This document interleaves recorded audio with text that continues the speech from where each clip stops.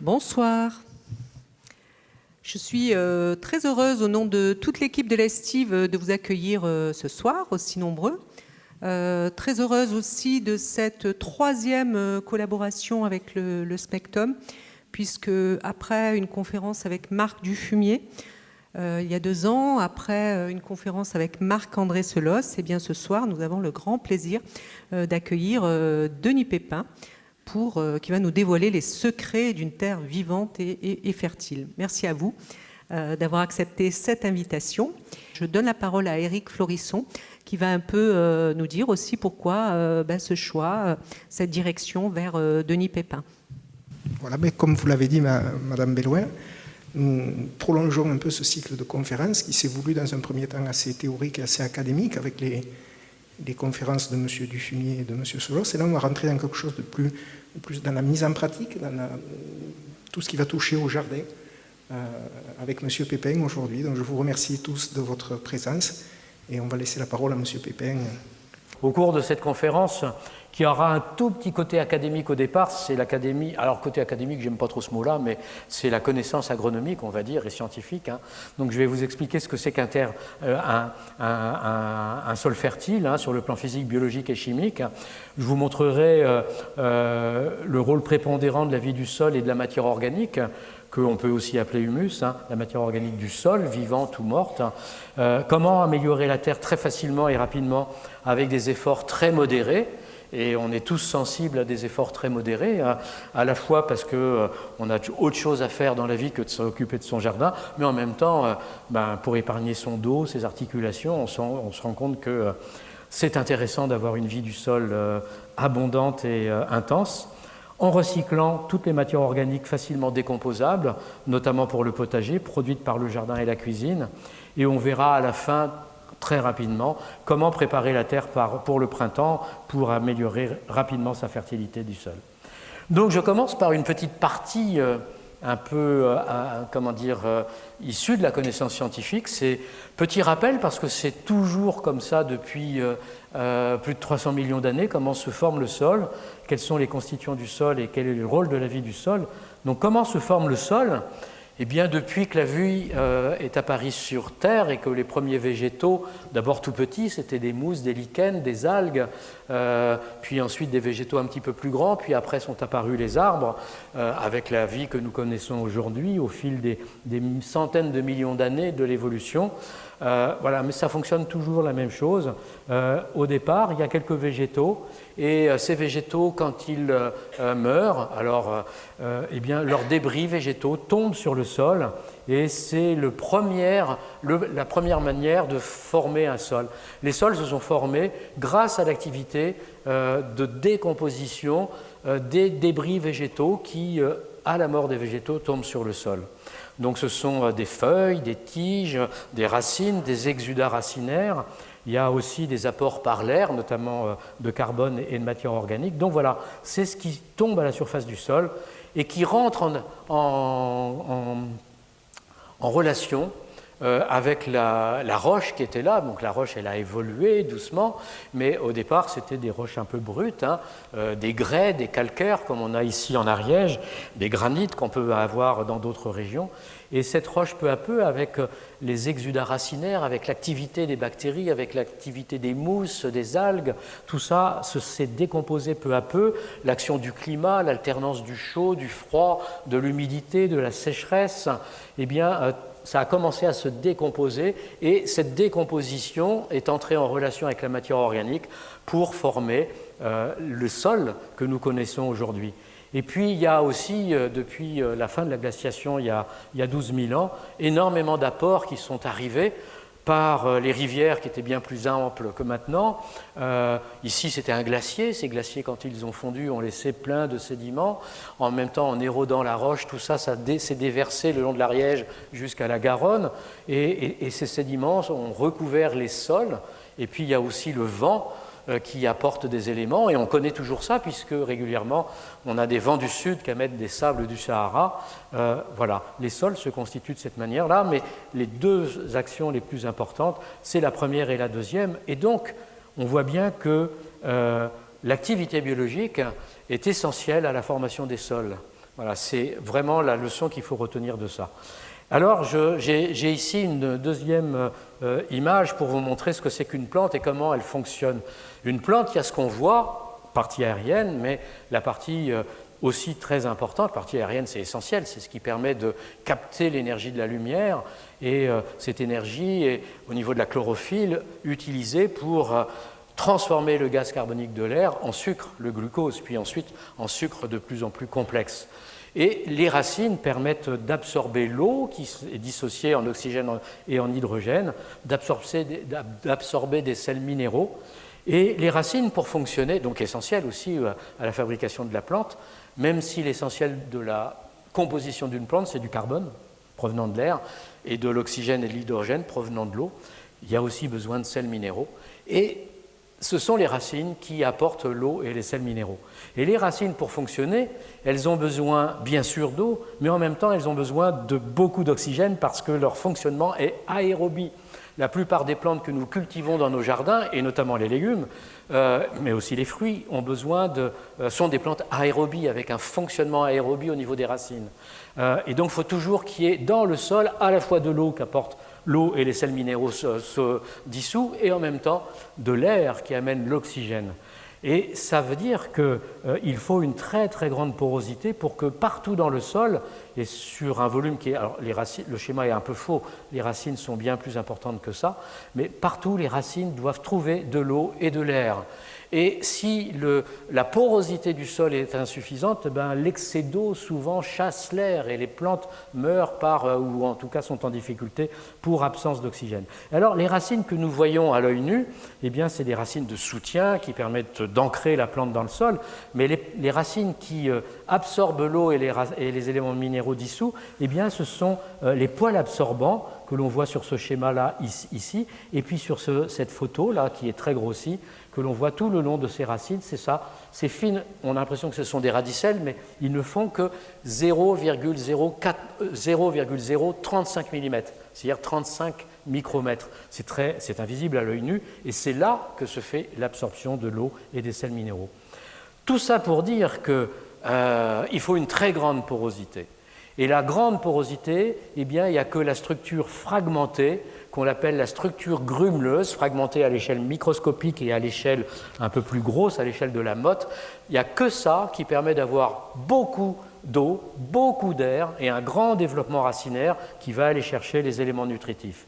C'est la structure grumeleuse qui permet cela, qui permet une bonne pénétration des racines, une bonne ramification, un bon développement des poils absorbants, une bonne pénétration de l'oxygène dans le sol, une bonne pénétration de l'eau dans le sol, mais quand il y a excès d'eau, comme on l'a connu en tout cas sur une grande partie de la France pendant tout le mois de janvier, avec du 215 mm de pluie à Rennes, du jamais vu, moi j'ai jamais vu ça, ça permet aussi à l'excès d'eau de s'évacuer sans stagner à la surface du sol. Ça permet aussi, pour le jardinier que nous sommes, un travail du sol beaucoup plus facile, et donc des sols moins secs en été, parce qu'ils retiennent l'eau dans cette porosité très grande. Donc des sols moins desséchants, ou avec moins besoin d'arroser quand il y a des étés caniculaires. Alors je continue avec cette image pour vous montrer, voilà, un cas là, un petit peu presque désespéré. Là, ce sont des navets qui ont été semés et puis patatras, il a beaucoup plu, avec une pluie forte, comme on connaît de plus en plus, avec des grosses pluies qui tapent la terre et qui créent à la surface du sol ce qu'on appelle une battance. Et là, regardez, les plantes, elles n'aiment pas, hein, avec des nervures vertes, le reste est jaune, des liserés rouges autour des feuilles. Il y a un manque là d'absorption des éléments nutritifs. On a l'impression qu'il manque d'engrais dans le sol. On a l'impression même que quand on voit les feuilles là, qu'il y a peut-être des maladies, des ravageurs qui attaquent les plantes. Mais si on ne regarde pas la plante, mais qu'on regarde le sol, on comprend tout de suite ce qui s'est passé. Hein.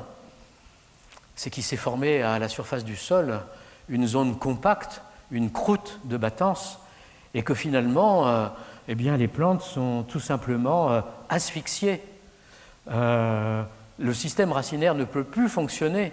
Cette terre-là, elle contient tout ce qu'il faut, de l'azote, du phosphore, de la potasse, du calcium, du magnésium, du soufre et tout le reste, les oligo-éléments.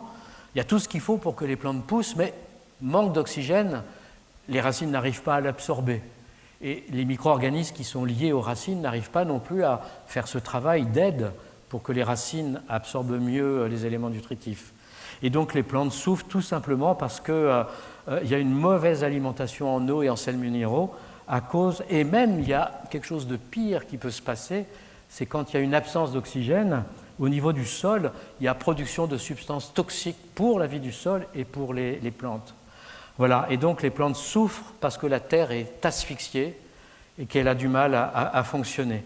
Et donc les plantes sont en mauvaise santé, et il y a un lien là qui s'opère avec le film que vous verrez plus tard, c'est que elles sont infiniment plus sensibles aux maladies, aux ravageurs, et donc on est fortement tenté, quand c'est comme ça, non pas de résoudre la cause, mais de résoudre le symptôme, et donc d'appliquer des pesticides chimiques, parfois pas chimiques, mais des pesticides quand même, alors que le problème, ce n'est pas un problème de maladie, ce n'est pas un problème de carence, c'est un problème de fonctionnement simplement du sol, parce qu'il est compact et qu'il ne peut pas fonctionner.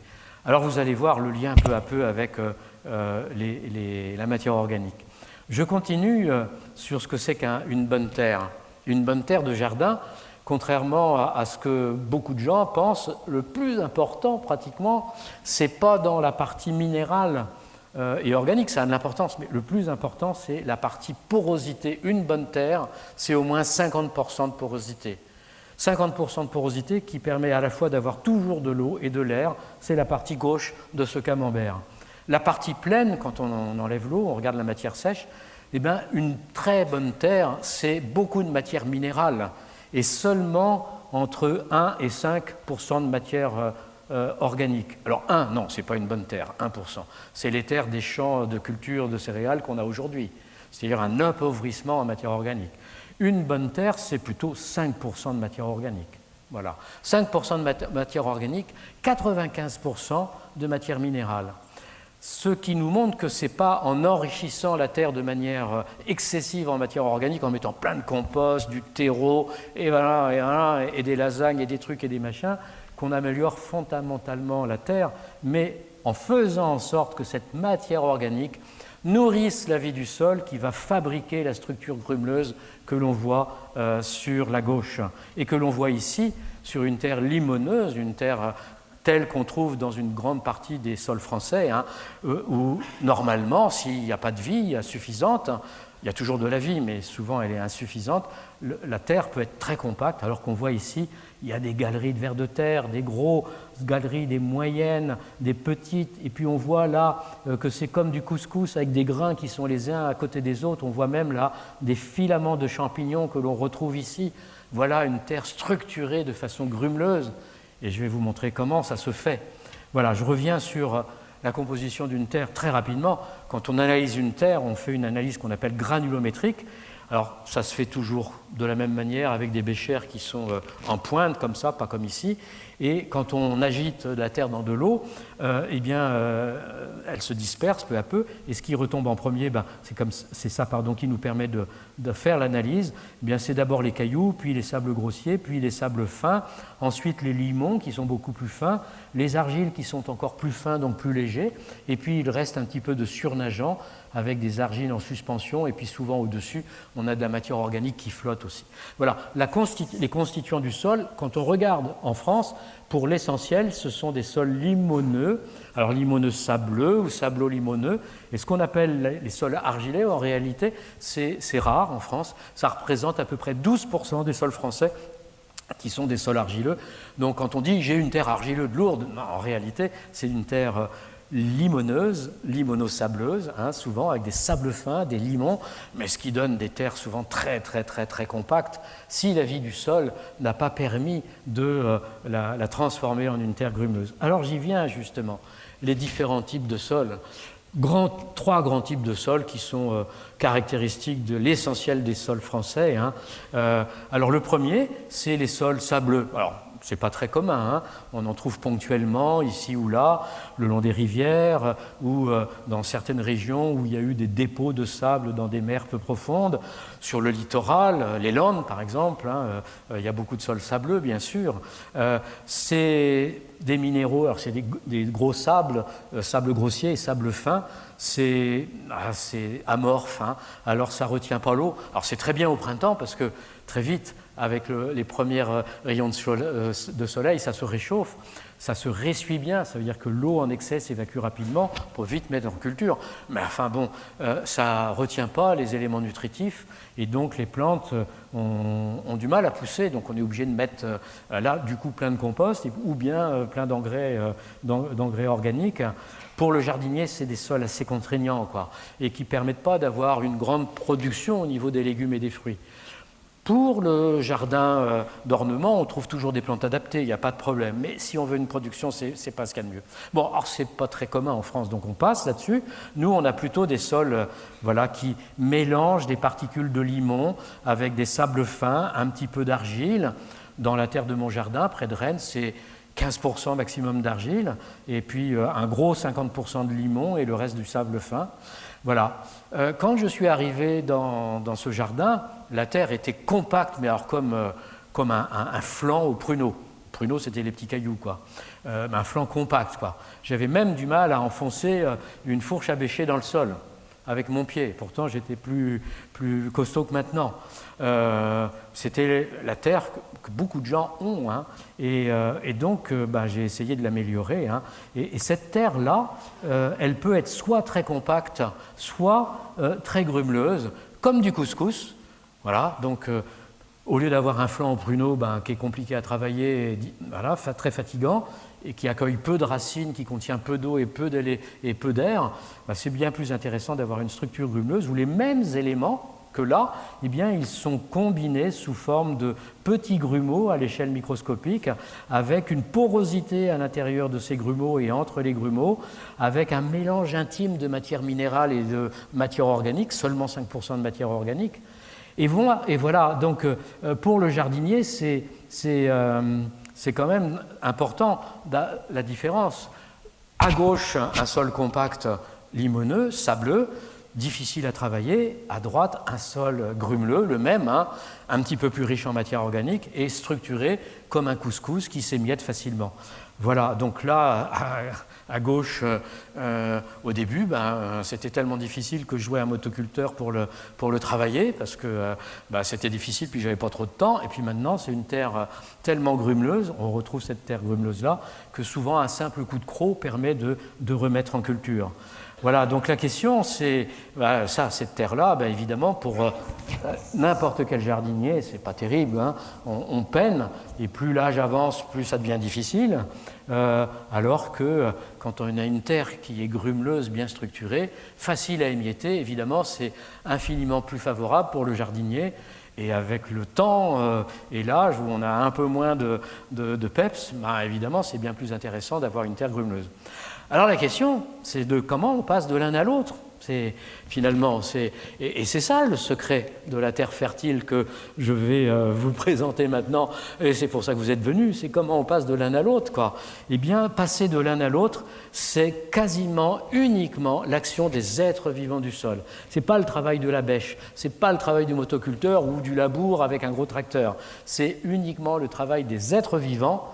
Les bactéries pour l'essentiel, ce qu'on appelle les micro-organismes, avec des colles bactériennes qui permettent d'agglutiner sous forme de couscous les différents éléments du sol, les champignons qui complètent, les lombriciens, c'est-à-dire les petits vers de terre, les gros, les petits, les moyens, qui font aussi un travail remarquable, les racines du sol qui aussi sont un facteur de structuration, l'importance d'avoir un sol toujours cultivé et voilà, c'est ce passage, c'est l'activité qui permet de transformer, mais à une condition, même plusieurs, seulement s'il y a suffisamment d'oxygène dans le sol, seulement, donc l'importance du décompactage préalable, seulement s'il y a suffisamment d'eau, en ce moment il n'y a pas de problème, et seulement s'ils ont une nourriture adaptée, une nourriture qui va leur fournir l'énergie comme nous, dont ils ont besoin, et les éléments nutritifs, comme nous, dont ils ont besoin. Donc des paillages, des restitutions de matière organique, plutôt que de les porter à la déchetterie, ou plutôt de faire des gros tas de compost,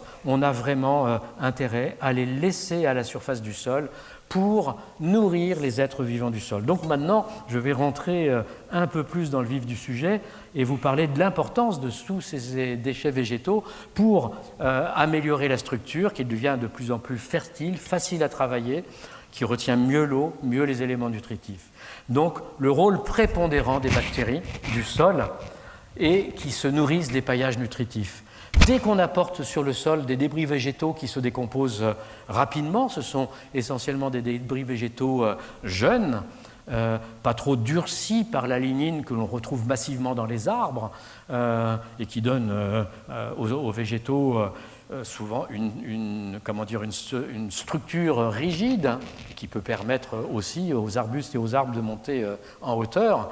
Là, ce sont des débris végétaux issus de végétaux jeunes, par exemple les restes de culture, les jeunes arbustes que l'on taille au cours de leur croissance, juste après la floraison, donc des jeunes branches de moins d'1 an, peu lignifiées, ou des tombes de pelouse ou des restes de légumes. Bref. On verra après, dès qu'on met ces débris végétaux à la surface du sol, bien étalés comme on le voit ici, sous forme de paillage, les bactéries commencent, à condition qu'il y ait de l'oxygène et qu'il y ait de l'eau, commencent à s'attaquer aux parties les plus tendres de ces débris végétaux, les sucres, la cellulose, les acides aminés qui contiennent de l'azote, etc. Et pour décomposer cela et s'en nourrir, les bactéries fabriquent un mucus qui leur permet de se déplacer, qui leur permet aussi de mettre leurs enzymes digestifs dans ce mucus, et ces enzymes digestifs coupent les molécules de cellulose, les molécules de sucre comme l'amidon, etc. Et ensuite, les bactéries réabsorbent ça. Et ce mucus joue un rôle de colle qui permettent d'agglutiner les uns aux autres les grains de limon, les grains de sable grossier, les grains de sable fin, les particules fines d'argile, les débris végétaux. Donc on voit ici un schéma, c'est très schématique, des débris végétaux qui commencent à être attaqués, les colonies de bactéries qui sont autour, le mucus qu'elles fabriquent, et ce mucus colle les matières minérales pour former ces microgrumeaux à l'échelle microscopique, 0,02 mm. Mais ces microgrumeaux s'agglutinent les uns avec des autres pour donner des grumeaux plus gros, jusqu'à ceux qu'on peut voir à l'œil nu. Et puis ensuite, ces grumeaux visibles à l'œil nu s'agglutinent à leur tour pour donner les mottes, les petites mottes, les moyennes mottes que l'on voit dans la terre quand on l'émiette. Voilà. Il y a aussi les filaments de champignons qui profitent de cette ressource pour venir se nourrir.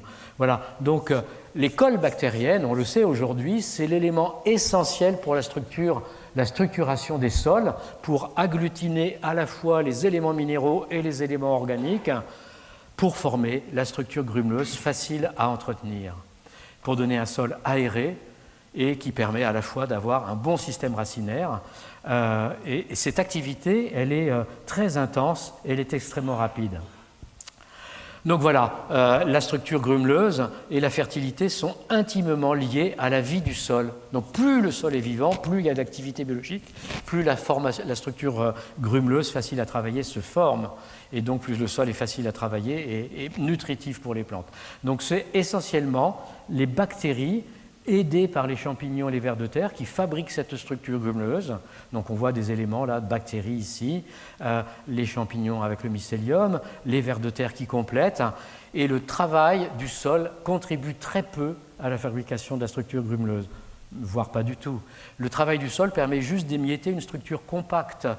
Voilà, ça émiette jusqu'à faire de la poussière si on émiette de trop.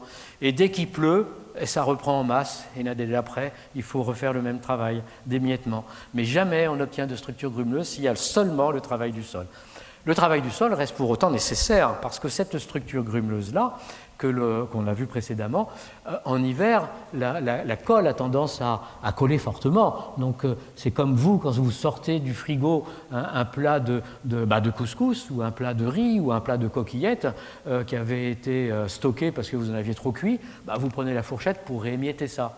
Nous, la fourchette, c'est le croc, c'est la fourche à bêcher, on va voir après, qui permet de reséparer en fin d'hiver ces différents grumeaux pour ces éléments de la structure grumeleuse. Donc c'est juste le travail du sol que l'on a à faire, sachant que c'est très facile à faire. Voilà, donc l'activité biologique intense se nourrit des débris végétaux en état de décomposition. Elle se nourrit, qui se décomposent rapidement et qui sont laissés sur la surface du sol, mais assez peu du compost. Le compost, c'est déjà décomposé. Et quand on met du compost sur le sol, eh bien, ça nourrit finalement très peu les êtres vivants du sol, contrairement à ce qu'on a pu croire pendant longtemps. Ça nourrit très peu les bactéries, un peu les champignons, mais ils travaillent tellement lentement qu'on ne compte pas sur eux de trop. Ça nourrit très peu les vers de terre. Alors, on va quand même mettre un petit coup d'œil sous le sol pour comprendre de quoi il est composé au niveau de la vie du sol et de quoi on parle. Donc, je reviens sur ce que c'est qu'un sol. Montré différemment. Un sol, c'est 95% de matière minérale, 5% de matière organique, totale. On va regarder ce que sont ces 5% de matière organique.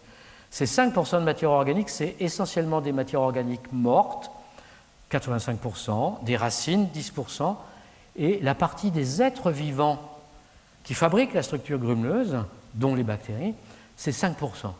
5% de 5%. On va regarder de quoi est composé ces 5%. Ça, c'est des analyses fines qu'on fait en laboratoire à l'université et à l'INRA. Dans le 5%, on a le gros du bataillon, bactéries et actinomycètes, c'est des sortes de bactéries un peu ramifiées. On est à quasiment 40%. C'est l'essentiel des êtres vivants. Vous voyez, important ça. Les protozoaires, nématodes, je vais vous montrer ce que c'est après, 11%, vers de terre 22%, champignons, algues 28%. Voilà, on a presque la moitié des êtres vivants du sol, ce sont des bactéries. Vous voyez, et donc elles jouent un rôle très important grâce au mucus, aux colles bactériennes qu'elles fabriquent. Donc la biodiversité des sols, si on regarde bien, 5% de 5%, ça fait 0,25% du poids du sol, autrement dit 0,25 grammes pour 100 grammes. C'est très peu, hein? C'est très peu. Et toute la fertilité du sol repose sur ça.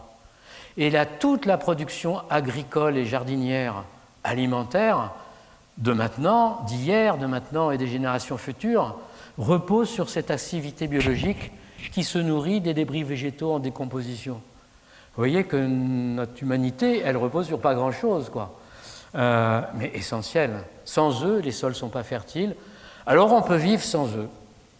On peut vivre sans eux, mais pas très longtemps, parce que ça veut dire des gros tracteurs avec des gros systèmes de travail du sol qui demandent beaucoup d'énergie aussi pour faire des engrais chimiques directement absorbés par les plantes.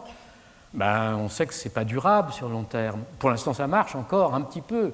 On est rendu on a encore 1% de matière organique dans les sols cultivés en céréales. C'est pas beaucoup, ça peut encore descendre, malheureusement. Mais ce qu'on voudrait, c'est que ça augmente. Et pour nourrir la vie du sol, et plus la vie du sol sera importante, plus ça sera facile de travailler la terre, moins il y aura besoin d'énergie, de gros tracteurs. On a toujours besoin de travailler la terre, mais avec moins de gros tracteurs, moins d'énergie. Et je ne mets jamais d'engrais, je n'achète jamais d'engrais. Le recyclage permanent de tous les débris végétaux laissés à la surface du sol permet finalement, si ça se fait rapidement, de nourrir la vie du sol. Alors je reviens aux bactéries qui sont si nombreuses et si importantes. Les bactéries, c'est des milliers d'espèces, des milliards d'individus, mais on va les classer en grandes catégories. Il y a celles qui sont à la surface du sol, celles dont j'ai déjà parlé, qui vont attaquer, décomposer pour s'en nourrir les débris végétaux qu'on laisse à la surface du sol. C'est les plus nombreuses, ce sont des décomposeurs. Voilà. Donc elles font un énorme travail, elles consomment les parties les plus tendres, elles laissent aux champignons les parties plus difficiles. Il y a toujours un tout petit peu de lignine, même dans de l'herbe, et donc cette lignine plus difficile à décomposer, c'est plutôt les champignons qui le font. Elles s'occupent des parties tendres, elles y vont franco, et ça va très vite. Voilà, et donc ça libère des sels minéraux que les racines vont pouvoir absorber. Il y a des bactéries qui sont dans l'eau du sol, hein, et qui, elles, on les voit avec leur gazogène sur le dos, là, c'est un symbole pour montrer qu'elles sont capables de fixer l'azote de l'air, et cet azote, l'air c'est 78% d'azote, hein, et donc cet air pénètre dans le sol, et puis ces bactéries sont capables de le transformer en nitrate et le restituer ensuite aux plantes. Il y a les bactéries, on la voit avec son piolet, c'est celles qui attaquent la roche, qui ont commencé à former les sols, puis maintenant elles continuent, hein. Elles attaquent la roche et elles libèrent dans la roche. Dans la roche, il y a plein d'éléments minéraux, hein. Il y a du phosphore, de la potasse, du calcium, du magnésium, ici beaucoup de calcium, voilà. Et elles rendent solubles ces minéraux et ça leur permet ensuite d'être absorbés par les plantes.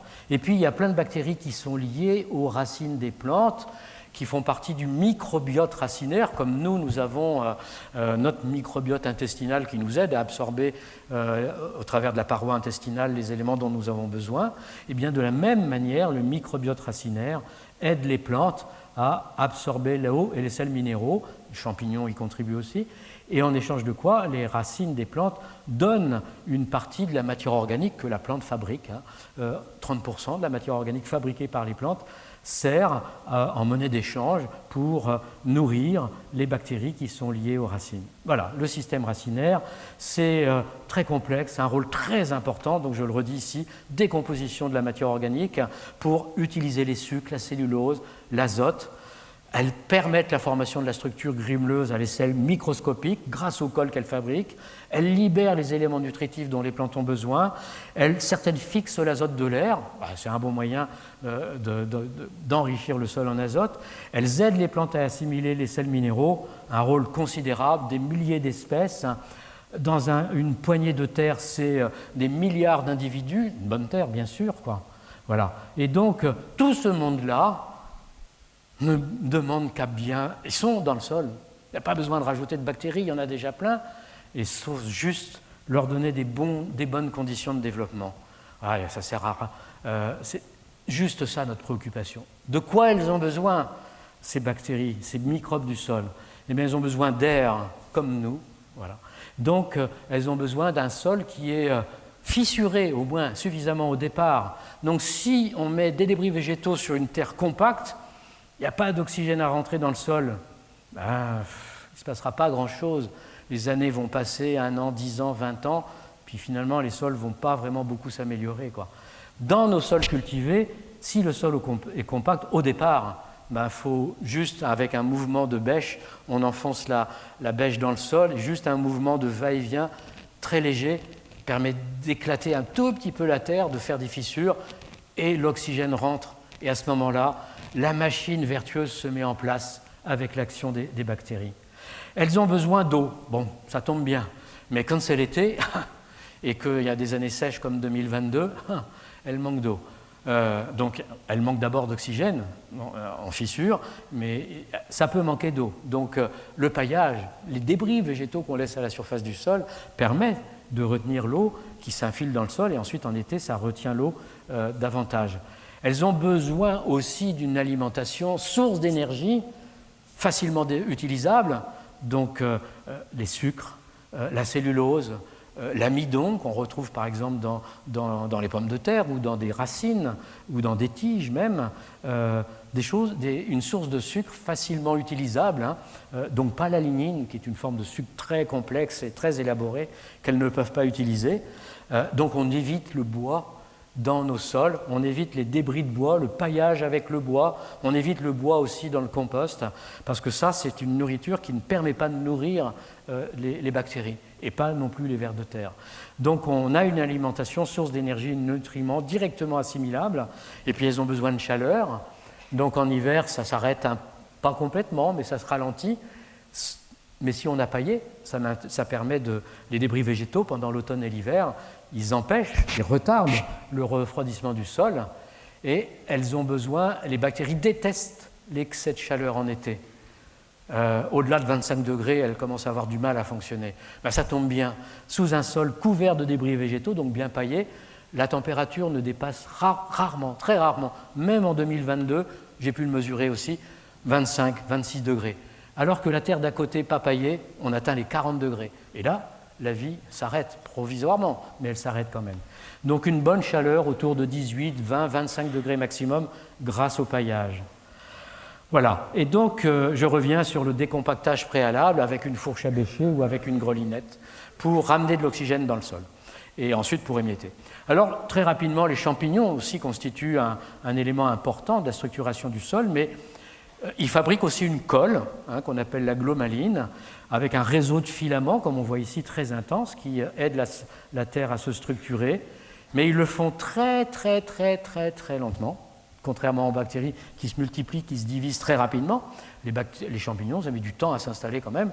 Et eux, ils se nourrissent d'une nourriture que les bactéries ont du mal ne peuvent pas utiliser, c'est la lignine.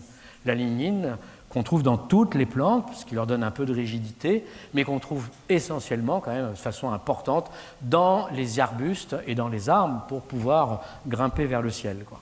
Donc ces champignons font ce travail de décomposition, et donc les feuilles mortes un peu épaisses, un peu coriaces, les brindilles, les branches, les racines mortes, souvent les grosses racines difficiles à décomposer, ce sont les champignons qui le font. Alors très rapidement, d'autres éléments de la vie du sol, mais il y a ce qu'on appelle la microfaune microscopique, la mésofaune qu'on voit à peine à l'œil nu, en tout cas moi j'ai bien du mal, et puis celle qu'on voit un peu plus parce que beaucoup plus gros comme le ver de terre. Donc, je passe en revue quelques-uns. Voilà, la microfaune, les protozoaires. En voilà ici, les ciliés, les paramécies, les flagellés, voilà, tout ça, ça circule dans l'eau du sol et ça contribue ça aide à décomposer la matière organique et à fournir des éléments nutritifs aux bactéries et aux plantes ensuite. Il y a plein de petites bestioles qu'on retrouve massivement dans le compost, mais aussi dans les paillages en décomposition, les colamboles. Les acariens, la plupart des acariens sont des décomposeurs de matière organique. Voilà un exemple. Les cloportes aussi, qui sont des décomposeurs, souvent des matières un peu plus boisées, les feuilles un peu épaisses, les petites brindilles. Eux, avec leurs petites mandibules, ils arrivent à casser ça. Les mille-pattes, les myriapodes, il y a une grande partie qui sont des décomposeurs. Et les stars des stars, les stars des stars.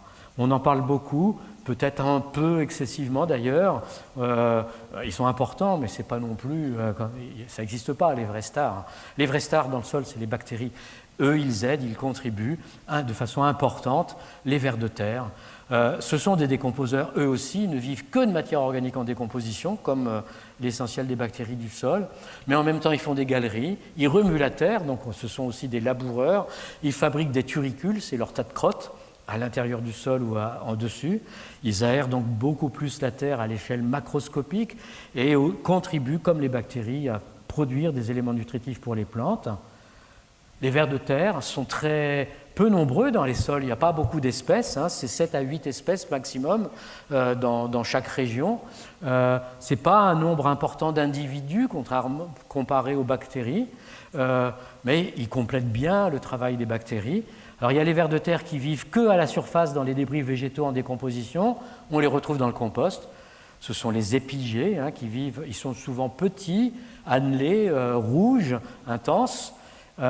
Si on les met dans la terre, eux ils meurent, ou ils essayent de partir parce qu'ils ne vivent que dans la matière organique en état de décomposition. Juste en dessous de cette matière organique qui couvre le sol, il y a les vers de terre les plus nombreux en termes d'espèces et d'individus. On les appelle les endogés, entre 0 et 30 cm. Ils font des galeries horizontales et ils viennent manger à la surface du sol les débris végétaux que les bactéries ont commencé à décomposer, et les épigées aussi. Ils mangent ça, ils mélangent ça à leur tube digestif, ils font des galeries horizontales et ils font leurs crottes dans les galeries. Ils améliorent la terre de l'intérieur, entre 0 et 30. Et puis, les moins nombreux, en termes d'individus et d'espèces, on les appelle les anéciques, mais on les connaît bien, c'est les gros vers rouges ou les gros vers noirs qui montent et qui descendent, et ils montent chercher les débris végétaux à la surface du sol, ils les tirent dans leur galerie, ça s'imprègne de bactéries, de champignons, puis quand c'est bien ramolli et un peu décomposé, ils viennent les manger, ils mélangent ça avec la terre et ils ressortent des crottes à la surface du sol, des turicules qu'on voit à la surface du sol, et aussi une partie dans la terre, parfois même en profondeur, à 20, 30, voire 40 cm de profondeur. Voilà, et les vers de terre font des galeries. Alors cette image-là, c'est un sol compact. Il n'y a pas beaucoup de vers de terre, mais il y en a toujours des vers de terre, il y en a toujours, dans tous les sols, il y en a. mais il n'y en a pas beaucoup. Et là, regardez le peu de galeries qu'il y a, oh là là, une manne pour les racines. Elles se précipitent toutes dedans, comme toutes les voitures sur une autoroute. Bref, il n'y a qu'une autoroute, il n'y a pas de petite route à côté, toutes les voitures vont dessus. Là, toutes les racines vont dans cette galerie. Bon, c'est bien, mais on aimerait bien qu'elles aillent plus loin, quoi, hein, les racines. Explorer tout le volume de la Terre. Et voilà, une Terre bien structurée. Et ça, c'est une photo assez étonnante. C'est une photo où la chercheuse de l'INRA de Rennes, elle a pris en photo que la partie vide du sol. Donc le réseau des galeries, la porosité du sol, là, des galeries de vers de terre. Guénola Pérez, chercheuse à l'INRA de Rennes. Et là, on voit les grosses galeries des vers de terre verticaux qui mettent en relation la surface du sol et la profondeur, et qui permettent l'infiltration de l'eau quand il pleut beaucoup. Dans la terre de mon jardin, même après des pluies intenses et vraiment intenses, l'eau, elle s'infiltre au fur et à mesure. Je n'ai jamais vu de tout le mois de janvier de l'eau stagner à la surface du sol, grâce à ce réseau de galeries, notamment des vers anéciques. Les galeries horizontales que l'on voit ici, bien plus nombreuses, les endogées, et on voit ici les chambres d'estivation ou de repos des vers, ici remplies de crottes, donc une amélioration de la porosité très très intense. Et là, évidemment, les racines des plantes n'ont aucune difficulté pour explorer tout le volume du sol, 100% utile pour fournir des éléments nutritifs et de l'eau, et pour nous, les jardiniers, évidemment, infiniment plus facile à travailler. Donc les bactéries, les vers de terre se complètent, les microbes en général. Donc en résumé, dès qu'on met des débris végétaux à la surface du sol, les bactéries, les champignons, commencent à décomposer les plus tendres. Les bactéries s'occupent des sucs, des graisses, des protéines, de la cellulose. Hein. Voilà, c'est ça qu'elles aiment. Elles font plein de mucus qui fait aussi office de colle bactérienne. Les champignons se développent plus longtemps, mangent de la cellulose aussi, mais aussi de la lignine. Il n'y a qu'eux qui peuvent le faire. Et puis les vers de terre, quand les bactéries ont fait déjà un gros travail de décomposition, remontent à la surface du sol et à l'intérieur du sol pour les endoger, manger les débris végétaux ramollis par la décomposition par les bactéries. Ils mélangent ça dans leur tube digestif, mélange intime de mucus digestif des vers de terre, de bactéries, de matières minérales, de matières organiques, tout ça mélangé à l'échelle du tube digestif du ver de terre, c'est petit, hein, et tout ça ressort sous forme de crottes, les turicules qui, en séchant, sont la structure grumeleuse que l'on voit à l'œil nu et qui est extrêmement facile à travailler. Ils rejettent en partie à la surface du sol, en partie dans le sol. Voilà, les vers de terre complètent le travail des bactéries. Les bactéries font la structure grumeleuse à l'échelle microscopique, invisible à l'œil nu.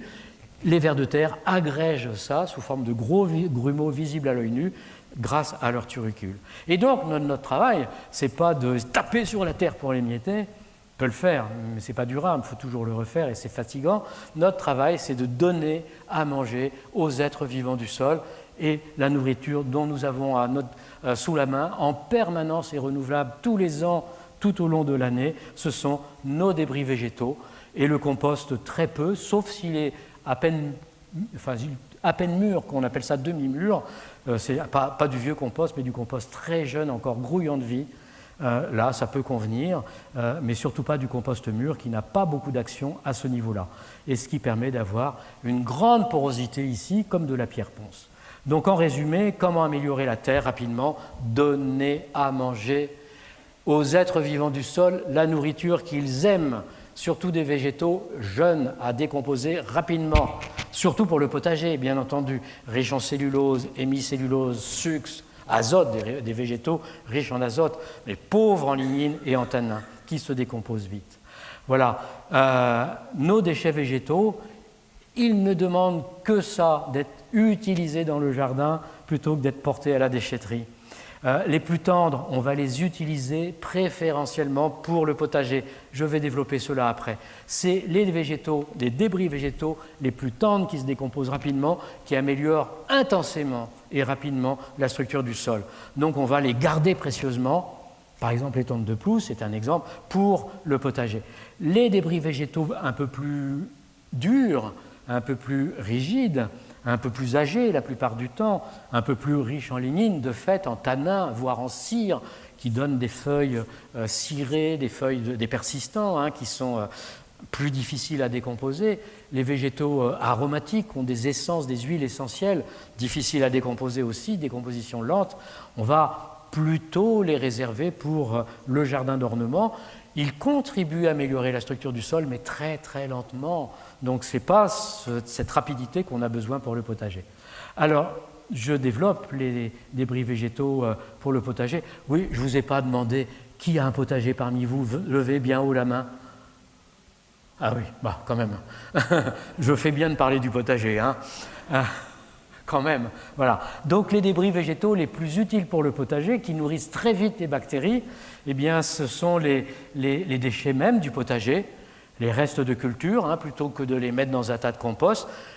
Les vieilles feuilles de chou, les vers du poireau un petit peu abîmés, les feuilles de salade un peu abîmées, les restes de petits pois, quand on a mangé les petits pois, il reste les gousses, les tiges, les feuilles, les restes des tiges, des gousses, des fèves, pareil pour les haricots, etc., etc. Les feuilles de navet, les feuilles de radis, on peut faire de la soupe, mais des fois ils sont un peu abîmés, on les laisse sur place.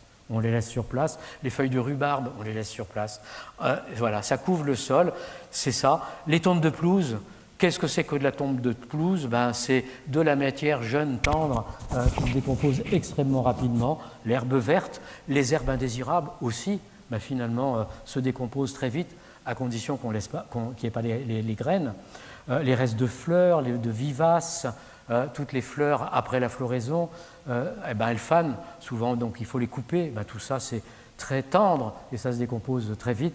Les tailles des jeunes pousses de rosier qui sont nées dans l'année, qu'on va tailler au mois de juin après la première floraison. Les herbes indésirables, les voici. Les engrais verts jeunes, qu'on va couper jeunes avant qu'ils soient trop durs, trop lignifiés. Voilà. Les déchets de cuisine. On peut très bien, c'est plus délicat, il faut faire attention pour que visuellement ça soit joli, on peut aller mettre ces épluchures de carottes, de courgettes, de potirons, de haricots, enfin voilà, à la surface du sol directement, hein. Le compost aussi, mais on peut les mettre dans le jardin directement. Le compost jeune, voilà, ça nourrit très bien à condition qu'il soit encore grouillant de vie, de même le fumier s'il est peu décomposé. Dans les feuilles mortes, les plus tendres, telles que les feuilles de noisetier, qui ne sont pas couvertes de cire, qui ne sont pas trop rigides, qui sont plutôt molles un petit peu. Voilà, elles se décomposent très bien, hein. Voilà des exemples, tilleul, noisetier, forsythia, etc. Les tailles annuelles des arbustes, quand on taille au mois de septembre, c'est la jeune pousse de l'année, ou voilà, ça c'est éventuellement en fin d'hiver après la floraison, la pousse d'1 an maximum, ça peut éventuellement convenir. Voilà, donc tout ce monde-là nourrit rapidement les bactéries, ça libère rapidement au bout de quelques mois des éléments nutritifs, azote, phosphore, potasse, ça améliore très rapidement la structuration du sol, on voit dans l'année une amélioration qui va vers la structure poreuse, c'est spectaculaire, hein, dès la première année de changement de manière de faire, on voit des résultats, et donc par contre ça se décompose vite, donc c'est à renouveler régulièrement. Pour le jardin d'ornement, eh bien, on peut utiliser les mêmes déchets que je viens de dire, hein, pour le potager, mais généralement, si on a un grand potager, il n'en reste pas beaucoup, hein, voilà, dans le jardin d'ornement. Donc, dans le jardin d'ornement, on va utiliser les déchets qui sont un peu plus longs à décomposer.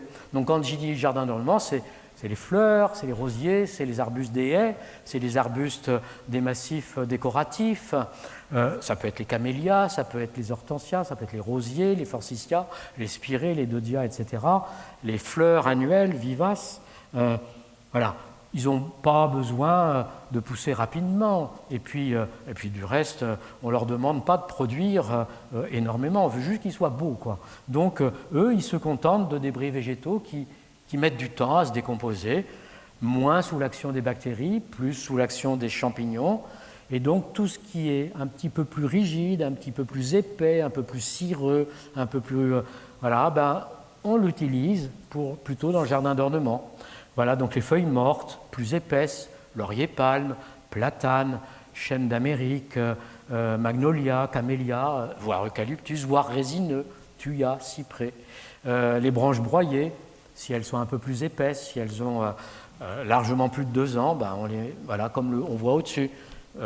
les tailles, les résineux, les bambous. Voilà. Tout ça, c'est plutôt pour le jardin d'ornement. Alors, je vous remonte ici. Allez, c'est mon côté scientifique, là. C'est pas facile à comprendre pour certains. Pour d'autres, ça peut être plus facile. Cette courbe-là, c'est l'amélioration de la structure du sol et de la stabilité de la structure du sol au fil du temps en fonction des débris végétaux qu'on met à la surface du sol. On voit là une amélioration spectaculaire, mais qui ne va pas durer très longtemps, 1 mois, 2 mois, 3 mois. Voilà, mais déjà bien, mais très intense. Ça, c'est quand on met des déchets végétaux à décomposition très rapide et quasiment complète, tonte de pelouse, engrais verts jeunes, restes de culture tendres non ligneux, donc production, nourriture très excellente pour les bactéries, production intense de colle bactérienne, mais un effet qui n'est pas très durable dans le temps, parce que les colles bactériennes n'ont pas non plus une durée de vie éternelle, puis une fois qu'elles ont décomposé, les bactéries n'ont plus rien. Donc il faut renouveler régulièrement cet apport, voilà. Mais on en a tout au long de l'année, on a des débris végétaux qui se décomposent rapidement. On a une amélioration là presque spectaculaire, presque aussi spectaculaire en 2, mais qui retombe moins vite et qui dure plus longtemps. C'est quand on amène des débris végétaux à action assez rapide, qui nourrit un petit peu plus rigide, peut-être un peu plus sec, par exemple de la paille, des fleurs sèches, des feuilles mortes, les arbres, du broyat de petites branches de l'année. Voilà, j'évoquais la taille des arbustes après la floraison. Voilà. C'est bien aussi, ça va nourrir moins spectaculairement les bactéries, mais quand même bien. Et donc on voit une amélioration qui est très correcte, qui va durer un peu plus dans le temps. En 3, là, on voit une amélioration de la structuration du sol et de la stabilité de cette structuration du sol, quand il pleut beaucoup notamment, ça résiste. Donc là, ça améliore un petit peu, moins quand même, mais là aussi plus durable. C'est quand on met des composts, du compost demi-décomposé, des jeunes branches broyées de 2 ans, du broyat d'arbustes persistants, des jeunes pousses de l'année ou de 2 ans, avec des cires qui retardent la décomposition. C'est plus les champignons qui décomposent. Ça améliore moins la structure du sol. Ça va durer un peu plus longtemps. Puis là, on voit une amélioration très faible, alors qui va durer très longtemps, mais enfin, c'est quand même pas terrible. Ça, c'est quand on utilise des composts très mûrs, très vieux, quand on utilise du compost de déchets verts, quand on utilise des broyats de branches. Voilà, petite amélioration, mais quand même faible. Voilà. Donc nous, on aime bien les 3 premiers, surtout le 1, le 2. Dans le jardin d'ornement, le 3 est très bien aussi, mais dans le potager, on va vraiment privilégier ça. Mais on va le faire tous les ans, ce qui fait qu'en permanence, on entretient une structuration très solide du sol parce qu'on renouvelle régulièrement tout au long de l'année, tous les ans. Donc permettez-moi d'insister un petit peu lourdement sur le fait qu'aujourd'hui, et je pense que Marc-André Selos a dû vous en parler l'année dernière, dans l'amélioration du sol, la lignine contenue dans les débris végétaux, dans les végétaux qui sont un petit peu âgés et qui montent, qui s'élancent vers le ciel, les arbustes et les arbres, en plus imprégnés de tanins. On sait que c'est très long à décomposer, ça peut être l'ordre de plusieurs années, même voire de plusieurs siècles. Donc ça a tendance à s'accumuler temporairement dans le sol, ça nourrit peu les bactéries, pas du tout même, ça ne nourrit pas les vers de terre, ça bloque le cycle de l'azote de façon durable et ça réduit la production intense du potager, surtout au printemps, et avec le temps, ça réduit la fertilité du sol. Donc on évite le broyat de branches, autant dans le compost que dans le paillage. Donc, qu'est-ce qu'on fait du broyat de branches si on en a ? On peut l'utiliser pour pailler les allées du jardin ou pour pailler des plantes du jardin d'ornement, et on va le voir après aussi pour se chauffer. Voilà, donc je passe rapidement pour arriver au paillage, pour vous expliquer ce que c'est que le paillage et comment on l'utilise. Donc on a démarré un petit peu plus tard, donc je vais finir un peu plus tard que prévu, mais j'accélère. Le paillage, c'est l'utilisation des débris végétaux pour couvrir le sol. Ça entretient la fertilité naturelle du sol, on l'a dit. C'est simple, c'est facile. Et je tiens à dire que tout quel que soit le paillage, ça convient à tous les styles de jardin, quels qu'ils soient. On a trop longtemps associé paillage à... Voilà, on étale ça à la surface du sol, c'est pas forcément très joli. Le paillage convient aussi bien dans des jardins très naturels que des jardins très sophistiqués, voire jardins à la française, hein, avec des belles allées, des belles perspectives, des petites haies taillées, jardin anglais, jardin d'inspiration japonaise, tous les styles de jardin. Le paillage convient pour tous les styles de jardin. Et tous les débris végétaux peuvent être utilisés pour le paillage. Ça nous laisse une grande amplitude d'utilisation, hein, tous les styles, tous les débris végétaux. Autrement dit, rien ne doit être jeté, seulement les idées reçues. Et là, il y en a un paquet hein, sur l'utilisation des paillages. Donc les débris végétaux, c'est gratuit, c'est produit sur place, tous finissent par se décomposer plus ou moins vite, et toutes les parties du jardin, tous les styles de jardin, mais toutes les parties du jardin gagnent à être couvertes sous forme de paillage, les fleurs annuelles vivaces, les rosiers, les arbustes d'ornement, les allées, le potager bien entendu, j'ai oublié de le mettre. Bref, il n'y a que la pelouse hein, qui ne souffre pas d'une couverture par un paillage permanent, sinon l'herbe va disparaître. Voilà. Alors l'effet du paillage pour nourrir la vie du sol, c'est très important. Ce n'est pas ce que je mettais en valeur il y a 30 ans. Il y a 30 ans, je parlais beaucoup du paillage, mais comme alternative aux pesticides, pour éviter d'utiliser des désherbants, pour maintenir la qualité de l'eau. Voilà. Donc c'était éviter d'utiliser du Roundup hein, ou d'autres désherbants alternatifs. Une terre nue, c'est une terre qui se couvre de plantes indésirables. C'est obligé, et tant mieux. Ça veut dire que la terre est fertile et qu'il y a des plantes qui en profitent. Sauf que nous, jardiniers, des fois, elles sont un peu trop prolifiques à nos goûts, parfois pas toujours jolies, et donc on préfère les limiter. Et donc le paillage permet d'éviter de garder la terre nue et d'éviter l'installation des herbes indésirables. Donc ça, c'est essentiel. Le paillage permet aussi de protéger la terre quand il pleut beaucoup, et ça évite la formation de la battance. Ça limite, il n'y a plus besoin de biner, plus besoin de bêcher dans le jardin d'ornement, notamment. Donc on ne travaille plus la terre entre les plantes du jardin d'ornement, plus besoin de bêcher. La terre reste souple et grumeleuse si la vie du sol a pu décomposer ça, et on renouvelle le paillage, simplement. Ce schéma-là, il est issu d'un livre, La compost et paillage, qui est à l'entrée. Il montre bien l'action du paillage par rapport à l'impact des gouttes de pluie et l'eau qui reste dans le sol. Quand il pleut beaucoup et que le sol n'est pas paillé, eh bien, une petite partie de l'eau s'infiltre, mais quand il pleut beaucoup et intensément, l'eau tape la terre, elle la dame, elle fait une croûte en surface, et ensuite l'eau, pour peu qu'il y ait une pente, elle ruisselle, et en ruisselant, elle fait de l'érosion, et elle amène avec elle, vers les rivières et les vallées, la partie la plus fertile du sol, c'est-à-dire la terre de surface. Voilà, c'est dramatique pour la plupart des sols. Alors que s'il y a paillage, eh bien, l'eau peut tomber très fortement avec des orages violents, comme on a de plus en plus fréquemment, mais le paillage vient absorber l'énergie des gouttes de pluie, et l'eau traverse ensuite en douceur le paillage, s'infiltre en douceur dans le sol, sans former de croûte à la surface du sol, et toute l'eau qui tombe à la surface du sol reste dans le sol. Voilà pourquoi le paillage et l'activité biologique permet d'éviter, sur les grands bassins versants des vallées que nous avons, d'éviter l'érosion et d'avoir aussi le ruissellement qui se traduit par des inondations. L'essentiel des inondations est produit non pas par l'imperméabilisation des sols urbains, mais par l'imperméabilisation des sols agricoles à cause de la formation d'une croûte quand il pleut beaucoup.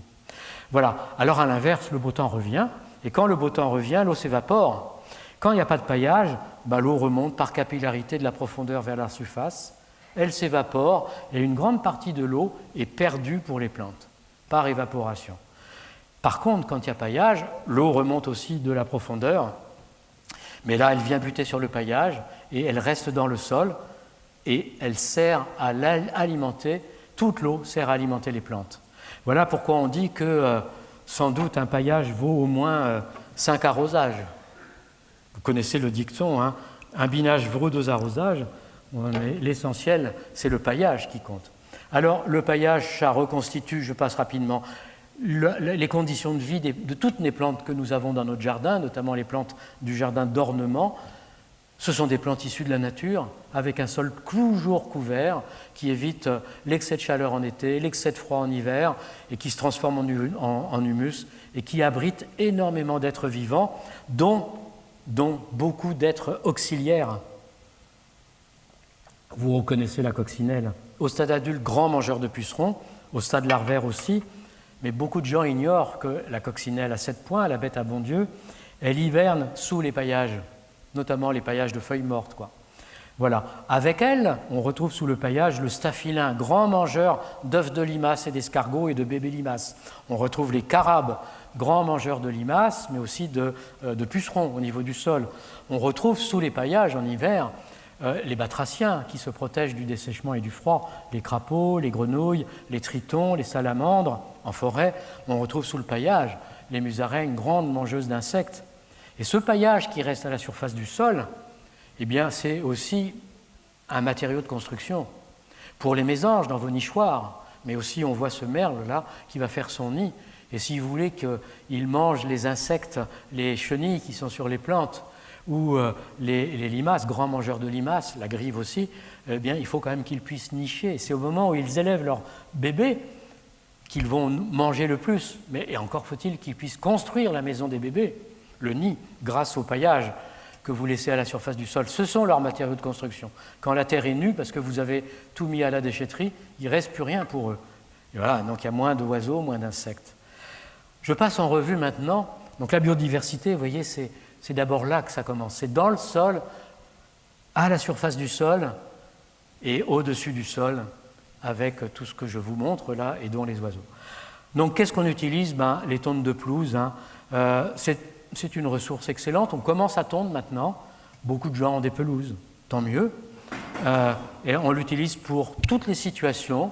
Dans le jardin d'ornement, ici on voit au pied de vivaces, au pied d'une haie, au pied de rosiers, de petites fleurs annuelles. Voilà, c'est un jardin très construit. Vous voyez, il y a tous les styles de jardin. Jardin très construit, avec des massifs de fleurs, en randonnion, avec des petits motifs. Là, on est dans le jardin du Tabor, à Rennes, jardin botanique, jardin à l'anglaise du 19e siècle, jardin à la botanique, avec tout plein de paillages avec des tondes de pelouse, utilisé dans toutes sortes de jardins. Ici, on voit dans un jardin familial, ce monsieur, il fait sécher la tonde de pelouse quand il profite de belles journées ensoleillées. Il fait bien la sécher comme les foins. Il la stocke et il paille ensuite au fur et à mesure au pied des légumes, au pied des fleurs, au pied des rosiers, en fonction de ses besoins. Donc, on couvre le sol, non pas au moment des semis et des plantations. Il faut d'abord que les graines germent quand on a un potager ou des fleurs. Et c'est seulement quand il y a des petites plantules ou des petites plantes qui forment entre pratiquement 8-10 cm de hauteur, qu'au pied, comme ici, on va pouvoir couvrir entre les rangs avec là des tondes de pelouse. Donc même chose au niveau des annuelles, même chose au niveau des fleurs, des vivaces. Quand elles commencent à pousser maintenant, on va pouvoir pailler entre les touffes au fur et à mesure de la production des tondes de pelouse. Il y a une protection à faire pour la pelouse. Si on met trop de tondes de pelouse d'un coup et qu'elle est trop humide, elle a tendance à se compacter et à former un feutrage imperméable, une croûte imperméable à la surface du sol. Et ça, c'est dramatique parce qu'à ce moment-là, l'oxygène ne peut plus rentrer dans le sol. Et la vie du sol, du coup, elle est asphyxiée. Et du coup, les racines ont du mal aussi à puiser l'eau. C'est la des premières photos que je vous ai montrées. Donc, une tonde de pelouse qui forme un feutrage, c'est pas bien. Donc, il faut qu'elle sèche le plus vite possible. Donc, soit on la met en couche très fine, elle sèche, amène la terre. Fine, c'est 1 cm à peu près. Soit on la fait sécher pendant plusieurs heures en tas pour, comme on voit ici, on retourne au bout d'1 heure, 2 heures, elle sèche là pendant une journée, et puis une fois qu'elle a perdu une partie de son eau, on peut l'utiliser pour pailler au potager. Et là, on peut pailler un peu plus épais, 2 cm, 3 cm, en fonction des légumes, en fonction des plantes, sans qu'il y ait de risque de formation de croûte imperméable. Exemple là c'est dans mon jardin potager, on voit des fraisiers avec du paillage de feuilles mortes ici sur la droite, ici salade, radis, navets, épinards, pommes de terre, tout ça paillé avec des tondes de pelouse. Les pommes de terre, eh bien, tant qu'il faut les buter, hein, on plante ces pommes de terre, après on ramène de la terre, hein, et puis une fois qu'on a fait le dernier butage, dans la butte, les tubercules se forment, on peut couvrir avec une petite couche de tonte de pelouse jusqu'à la récolte. À la récolte, cette petite couche de tonte de pelouse est quasiment décomposée, et c'est très bien, on n'est pas gêné pour la récolte, on peut le faire facilement. On voit ici, là, il y a des salades qui sont... Voilà, on a paillé avant ce stade-là, au stade 2, 3, 4 feuilles, et là, elles sont en train de se développer. Ici, les petits pois qui sont plantés là commencent à faire un petit 10 cm de hauteur. On a buté légèrement aussi pour consolider la tige des petits pois. Et puis là, paillage, on est en avril, début mai, hein, paillage avec la tonte de pelouse. Ici, on est en été, grosse épaisseur de tonte de pelouse pour pailler durablement au pied des courgettes, des potirons qui vont s'étaler dessus, donc une couche assez épaisse, donc bien sèche. Ici, nous sommes en fin d'été, hein, au mois d'août-septembre, on recommence la tonte. Là, il y a les choux, les poireaux qui sont paillés avec la tonte de pelouse. Vous voyez, donc la tonte de pelouse, c'est vraiment important. Ça nourrit très bien la vie du sol. Ça se décompose assez vite. Ça libère donc rapidement l'azote, le phosphore, la potasse, le calcium, le magnésium, etc. Et donc, ça profite tout au long de l'année aux plantes en restituant rapidement les éléments nutritifs tout en protégeant la terre du tassement, du dessèchement, des herbes indésirables. Je passe à d'autres déchets qu'on a encore beaucoup dans les jardins. Ça dépend des jardins. J'y suis allé dans un jardin cet après-midi, il n'y en avait plus, il avait été très bien nettoyé. Trop peut-être. Moi j'en ai encore, mais je suis peut-être un peu en retard. Et donc on a encore plein de tiges de fleurs sèches. Hein. On les laisse pendant l'hiver en partie, parce que ça abrite aussi des petits animaux pendant l'hiver. Donc on attend souvent le mois de février-mars pour les couper. Donc on a plein de tiges sèches, d'astère, de rudbeckia, des restes de dahlia, de ceci, de cela, de sédum. Alors on coupe tout ça. C'est des tiges peu lignifiées, un petit peu, mais très peu de lignine, beaucoup de cellulose, de moelle, plein d'éléments nutritifs encore, très nutritifs donc pour les bactéries, les vers de terre. Mais on ne peut pas étaler ça comme ça. Donc, on les étale sur la pelouse, on passe sa tondeuse dessus, on broie finement, on récupère tout ça dans le panier, et ensuite on peut étaler entre les plantes au cours du printemps, de l'été, de l'automne, en fonction de la production. Là, c'est la fin de l'hiver, début du printemps, donc un grand nettoyage de printemps. On est au printemps maintenant. Hein. Et puis au cours du printemps, début d'été, on a toujours des fleurs. On les coupe au fur et à mesure quand les fleurs sont moches, tout simplement. Hein. Souvent, on coupe avec des tiges, puis souvent, il y a une remontée des fleurs pendant l'automne, donc c'est bien. On nettoie tout ça, on met ça sur l'allée, on broie avec la tondeuse, on récupère dans le panier et on réutilise pour pailler. C'est tellement plus simple que de porter à la déchetterie ou même de faire des gros tas de compost qu'il faut remuer, qui sont fatigants à remuer. Voilà, c'est récupération immédiate. Une tondeuse électrique, j'ai broyé cet après-midi avec Eric des petites branches, des tailles de fleurs, de buddleia, différentes choses. Voilà, une tondeuse normale. On y va doucement si c'est une tondeuse à batterie et ça broie très bien. Voilà en été ce que l'on fait avec ce type de broyat. Ici, entre les rangs de scaroles qui ont déjà été paillés entre les deux rangs ici, mais il faut pailler là, la terre était restée nue, entre les scaroles et les poireaux qui ont été replantés. Voilà, donc paillage, nous sommes fin août. La situation mi-septembre, 15 jours après, ça pousse. La situation mi-octobre, encore 15 jours après, les scaroles ont tellement bien poussé qu'elles sont déjà bonnes à manger. Et les poireaux qui grossissent, ils sont quasiment bons à commencer de récolter. La décomposition est très intense, la terre est chaude, elle est humide, la vie du sol est bien nourrie, il libère rapidement des éléments nutritifs qui profitent tout de suite aux cultures qui sont en place. Voilà encore un exemple entre les choux. Pailler avec les feuilles mortes, quelques exemples. Donc toutes les feuilles mortes, comme dans la nature, conviennent. C'est le paillage de la forêt. Rappelons-nous, vous n'étiez pas là. Mais Gaston Phébus, qui chassait dans les forêts autour, il le savait, l'essentiel de nos territoires était couvert de forêts.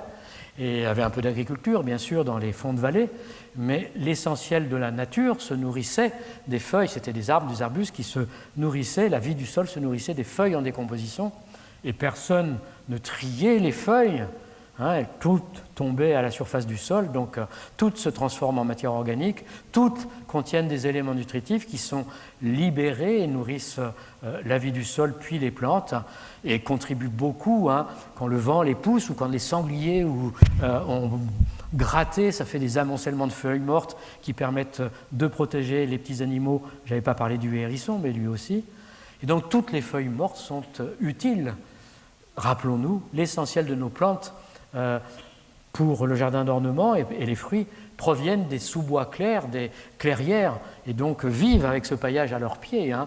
Donc c'est le paillage de la nature pour tout le jardin. Ici, des petites pensées qui sont en fleurs en ce moment. Donc ayez aussi une pensée pour les déchets verts. Et donc vous allez garder les feuilles pour tout le jardin. Et pour le potager, je disais, des feuilles qui se décomposent vite, qui sont tendres, qui sont peu couvertes de cire, qui sont peu rigides, donc les feuilles de tilleul, de noisetier, de charme, d'aulne, de saule, cassis, viorne, beaucoup d'arbustes d'ornement comme la viorne aubier, le forsythia, les dodia, etc. Ça se décompose vite et donc c'est parfait pour le jardin d'ornement.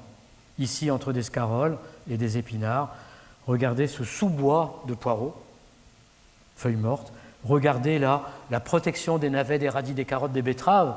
Alors, on a peut-être moins froid que dans l'Ariège, en Bretagne, mais je laisse mes légumes en place dans le jardin. Je ramène de la feuille quand le gel est annoncé pour bien les protéger. En fin d'hiver, une grande partie est décomposée. Et quand il n'y a pas de culture, eh bien, les parcelles libérées au cours de l'automne sont couvertes avec des feuilles mortes pendant tout l'automne et tout l'hiver.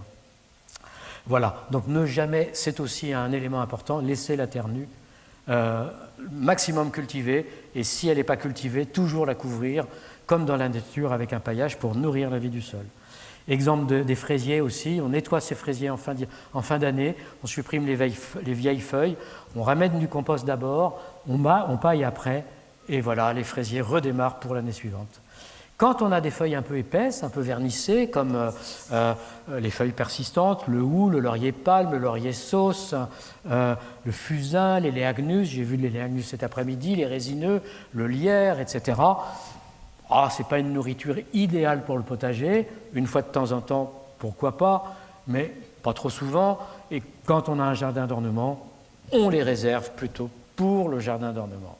Voilà, donc on les pousse sous les haies, on les met sous les arbustes d'ornement, ici un végélia, un camélia à droite, un rosier à gauche, une azalée à droite, ici des hortensias, et les aiguilles de pin, on ne les enlève pas non plus. Elles tombent des arbres, on les laisse sous les arbres. Il y a plein de plantes qui adorent ça. Hein. Ici, c'est une osmante qui pousse dans ces conditions, rhododendron, azalée, etc. Voilà, donc les feuilles mortes pour toutes les situations, y compris pour les vivaces. Sauf que quand on a des vivaces, il ne faut pas que la feuille soit trop large, parce que la vivace, elle doit traverser le sol, elle doit traverser le paillage, pour s'étaler à la surface du sol, pareil pour les bulbeuses. Donc quand on a des feuilles larges, c'est intéressant là aussi de les broyer avec sa tondeuse.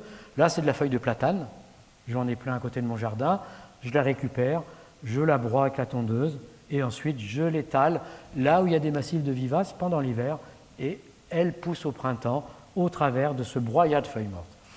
L'intérêt des feuilles, c'est qu'aussi on peut les conserver pendant tout l'hiver. Quelqu'un cet après-midi me parlait d'une sorte de compostage des feuilles mortes, et j'ai oublié de lui répondre que voilà un bon moyen de pailler avec les feuilles mortes. J'espère que cette personne est dans la salle, et ça se conserve très bien, et donc on peut l'utiliser ensuite pour mélanger aux déchets de cuisine pour le compostage, c'est un très bon structurant, ou pour pailler ensuite au cours de l'année. Quand on a des haies d'arbustes, on passe son temps à tailler quand on en est jardinier. On a toujours un sécateur dans la main, dans la cabane de jardin, prêt à être utilisé, dans la poche, pardon. Là, c'est le forsythia après la floraison. On taille, on a des jeunes pousses de l'année précédente, à peine lignifiées.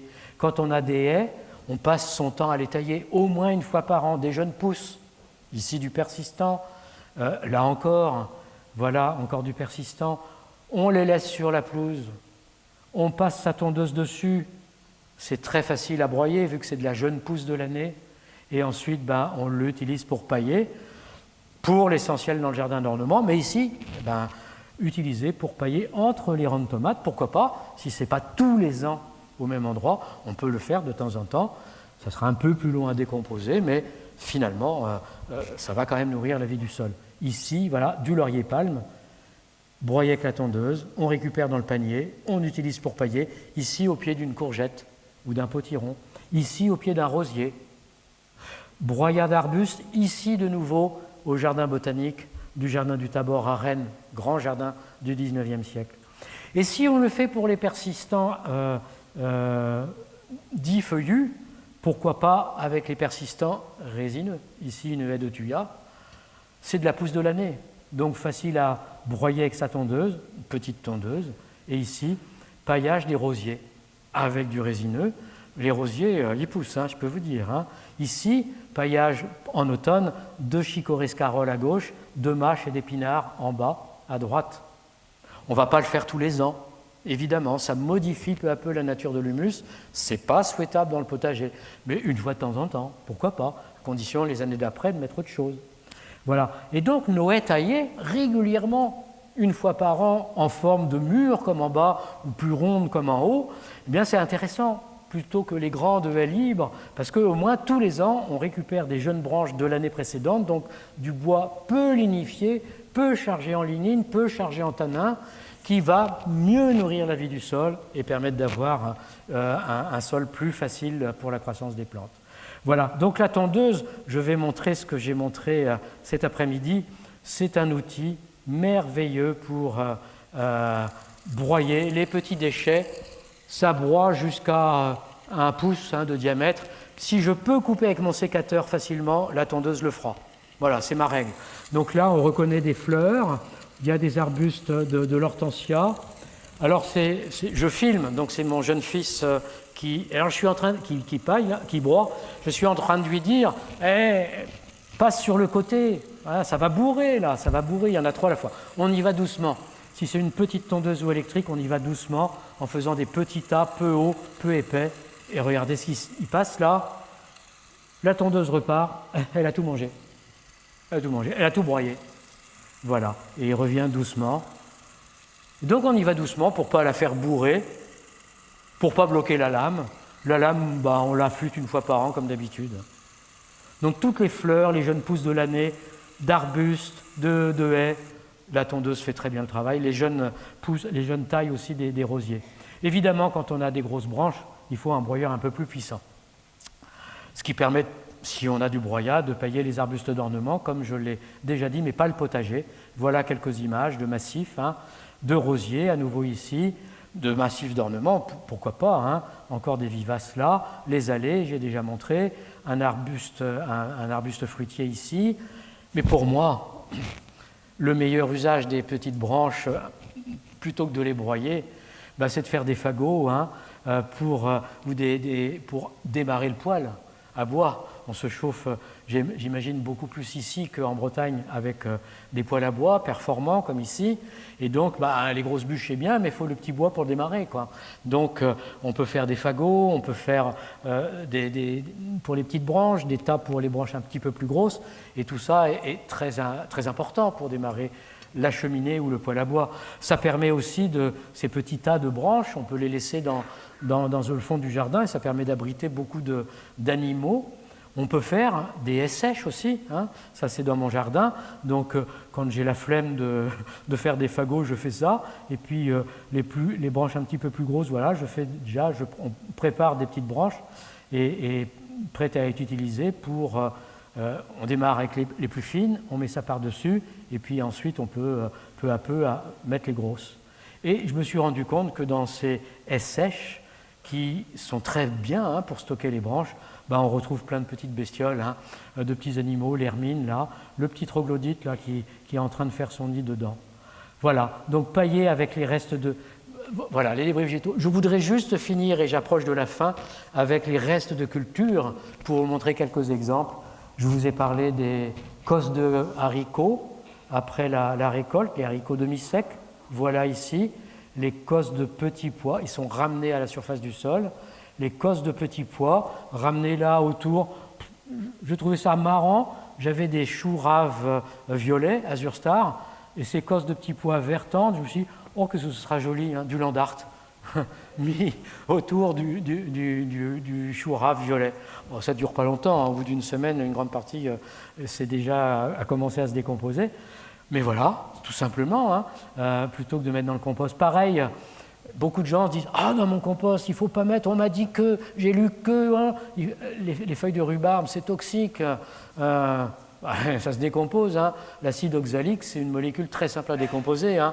Donc, on étale les feuilles, on ne les mange pas, bien sûr, on ne mange que le pétiole.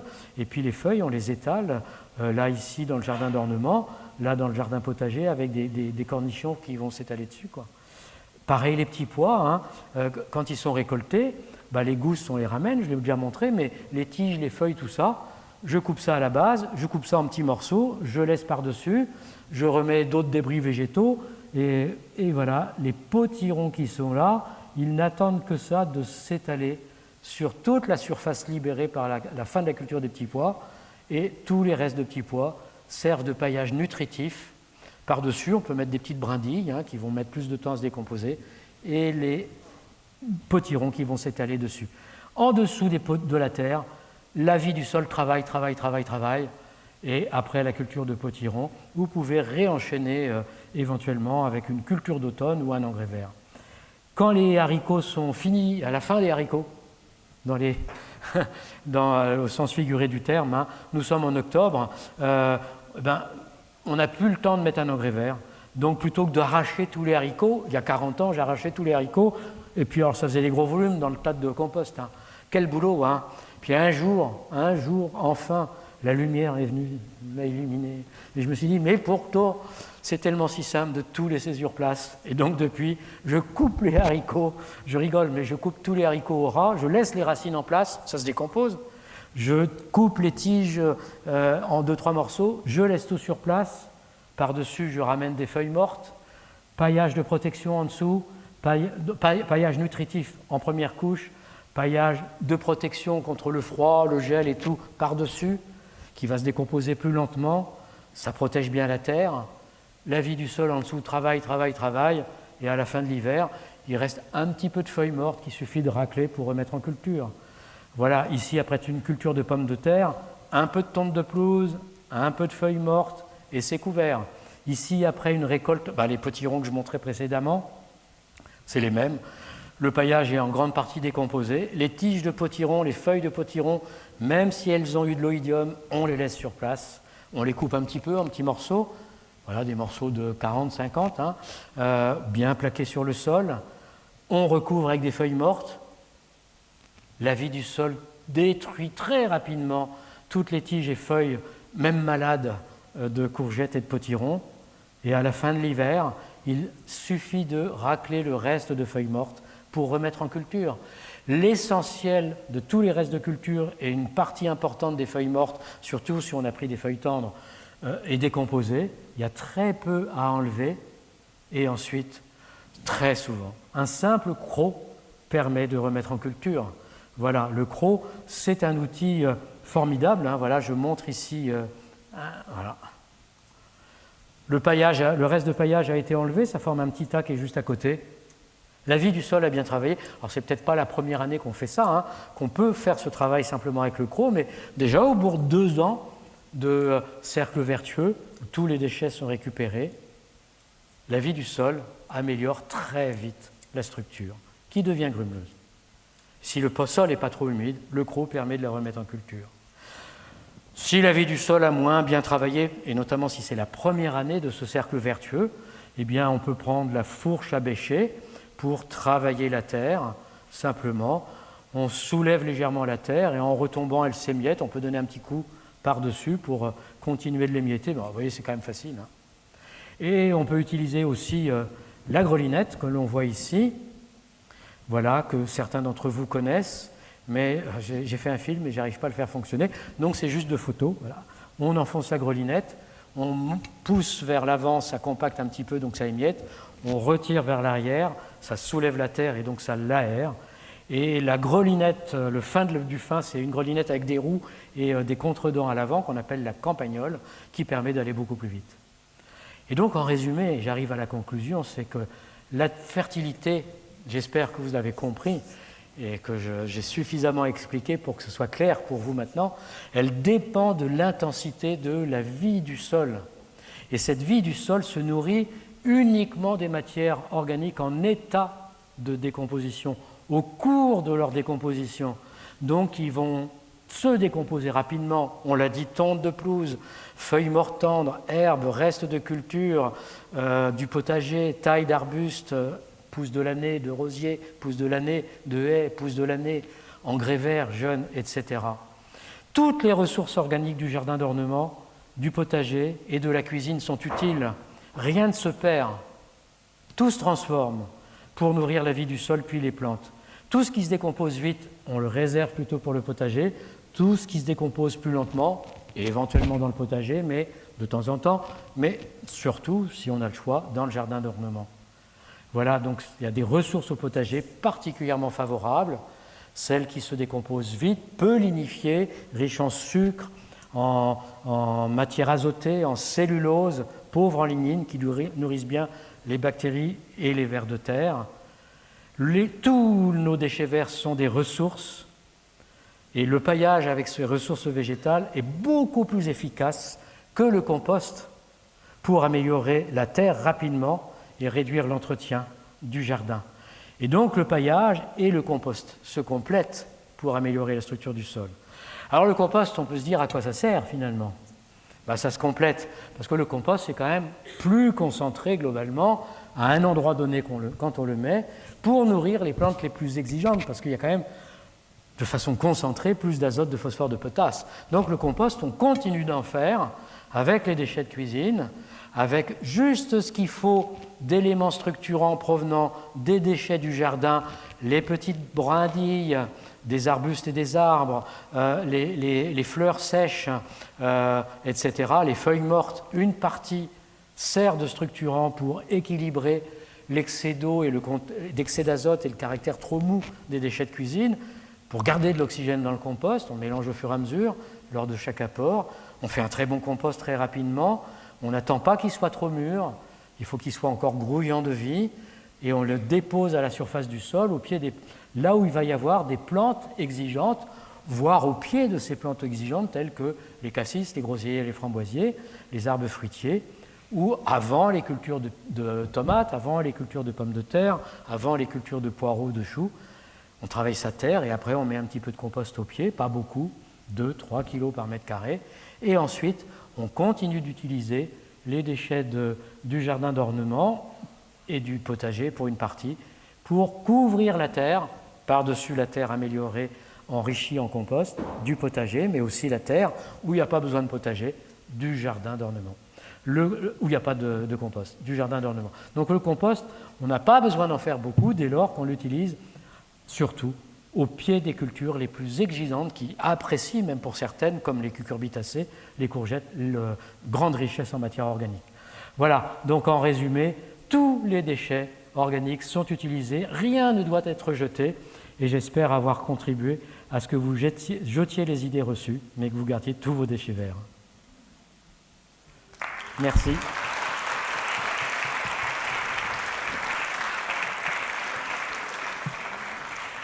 Très rapidement, avec des questions qui, j'espère, pourront quand même se développer. Le livre qui reprend le plus ce que je viens de dire, c'est celui-ci, le guide terre vivante, compost et paillage, où il y a beaucoup de photos que j'ai montrées qui sont dedans. Si on veut parler que de la manière de faire très rapidement et très simplement son compost, il y a ce livre-là. Je réussis mon compost à tous les coups. Le paillage, là, est beaucoup développé dans ce livre-là, avec une vocation qui est plutôt de lutter contre les herbes indésirables. Donc, maintenant, quand même, un peu de place à vos questions. Et j'espère qu'on va avoir quand même un peu de temps, je vais avoir un peu de temps de vous de poser les questions et de moi d'y répondre. S'il y a des questions.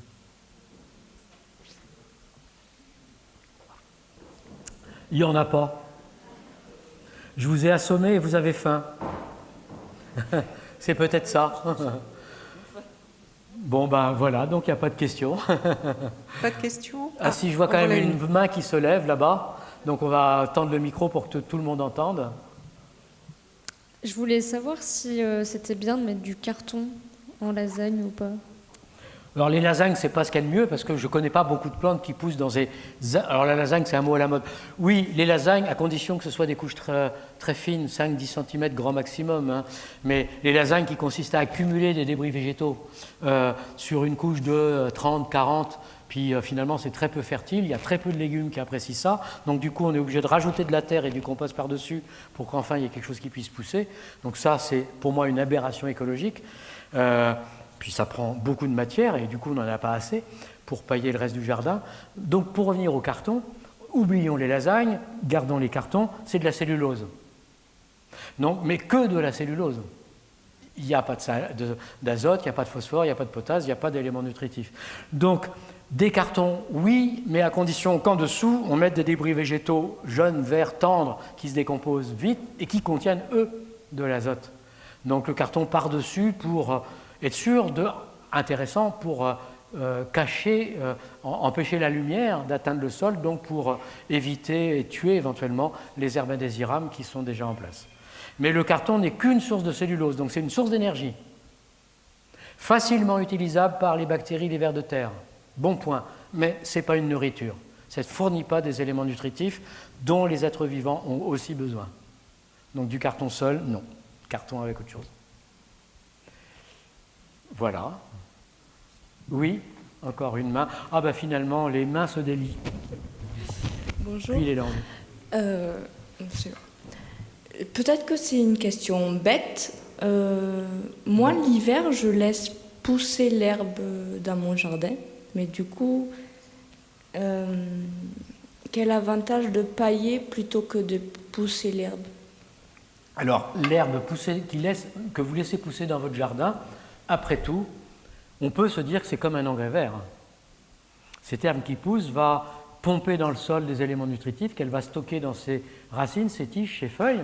Et quand on va couper cette herbe, comme un engrais vert, la moutarde, la facilie ou autre chose, ça va se décomposer et être restitué dans le sol pour le printemps, les cultures suivantes.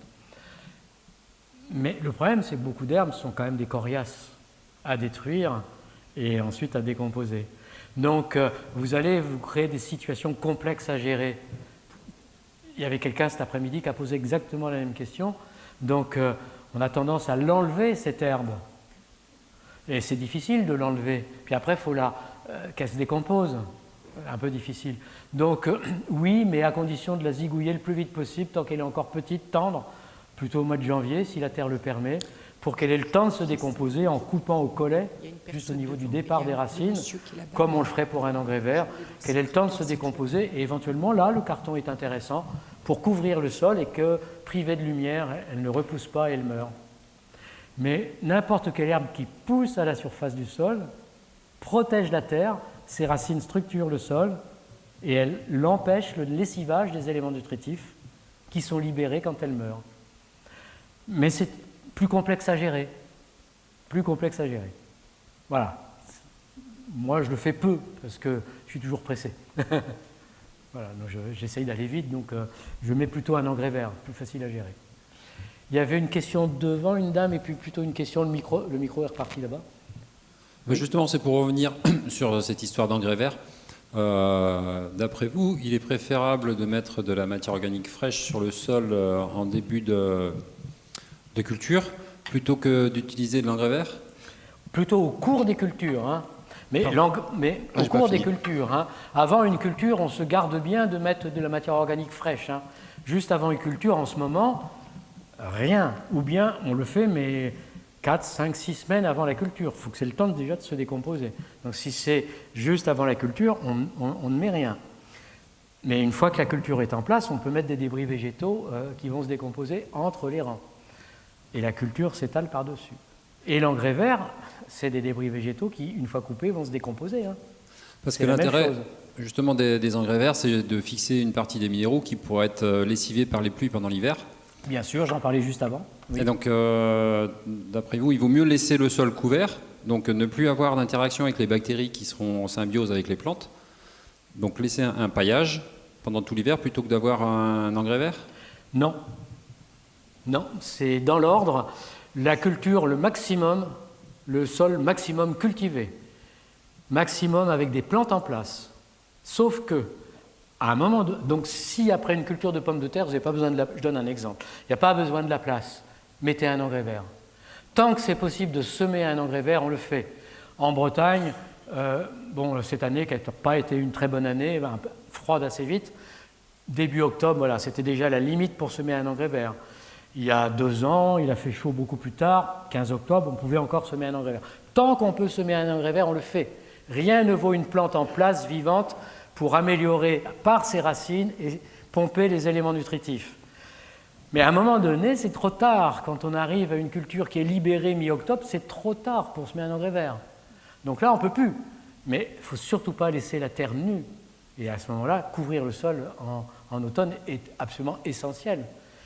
Mais de même qu'il est essentiel de couvrir la terre entre les cultures pendant l'année, avec une matière qui se décompose assez vite. Pour continuer tout au long de l'année de nourrir des bactéries qui fabriquent des colles bactériennes. Mais je vous ai dit, les colles bactériennes, la durée de vie, c'est 2, 3, 4 mois, pas plus, quoi. Donc il faut entretenir en permanence cette activité bactérienne en leur donnant de la nourriture à la surface du sol. Et à l'automne, on met la dernière couche de débris végétaux pour nourrir les bactéries, et par-dessus, on peut mettre des feuilles mortes, si on ne peut plus faire d'engrais vert. Ça convient mieux à votre questionnement, je pense. Voilà. Voilà. Oui, dans l'ordre des choses, sol toujours cultivé. Plus de questions? Si. La différence entre amendement et engrais? Alors, un amendement, c'est ce qui améliore la terre, amender, comme un amendement parlementaire. C'est censé améliorer une loi. Donc, améliorer. Sur le plan physique, sur le plan chimique, qui apporte des éléments nutritifs, mais d'abord sur le plan physique et sur le plan biologique, nourrir la vie du sol. C'est ça un amendement. Donc, le meilleur des amendements pour améliorer la structure du sol, donc petit rappel, c'est les débris végétaux qui se décomposent rapidement. Et pas le compost, contrairement à ce qu'on a cru et dit, et je l'ai dit pendant des années, c'était la connaissance qu'on avait, mais qui a évolué maintenant. Voilà. Donc amender, c'est améliorer la terre. Engrais, c'est pour libérer des éléments nutritifs rapidement qui vont vite profiter aux plantes qui en ont besoin. Alors comment on fait pour libérer rapidement? Soit on met des engrais solubles, engrais chimiques, soit des engrais un petit peu solubles mais plus lentement, engrais organiques qu'on trouve dans les jardineries, soit des débris végétaux qui se décomposent rapidement, en quelques semaines, quelques mois. Donc engrais, c'est des éléments nutritifs, NPK, azote, phosphore, potasse, mais il faut rajouter aussi le reste, calcium, magnésium, soufre, sodium, oligo-éléments. Voilà, c'est ça. Donc le compost, malgré tout, contient plein d'éléments nutritifs. Donc moi, j'ai tendance à, maintenant que je sais que le compost n'est pas le meilleur des amendements, à l'utiliser plutôt comme source d'éléments nutritifs, et donc avant des plantes particulièrement exigeantes. Est-ce que c'est clair? Alors, je ne sais pas qui a posé la question, mais je n'ai pas vu. Voilà, c'est clair. Oui.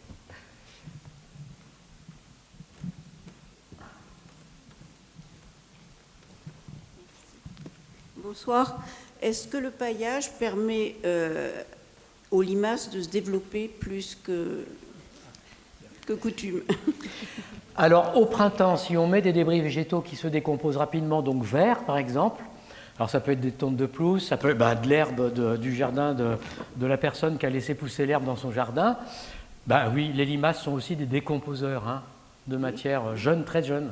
Donc elles attaquent des plantules de salade ou d'autres choses, mais elles décomposent la matière organique. Donc au printemps, effectivement, au moment où on va faire ces semis des plantations, c'est le moment où la terre est nue. En plus, le paillage, là, il empêche le réchauffement du sol. Donc de toute façon, il faut l'enlever. Et c'est seulement quand les plantes ont commencé à bien s'installer et qu'elles échappent à peu près aux limaces qu'on va pouvoir commencer à pailler. Mais les limaces et les escargots, on a un moyen redoutable de les éliminer avant les semis et les plantations.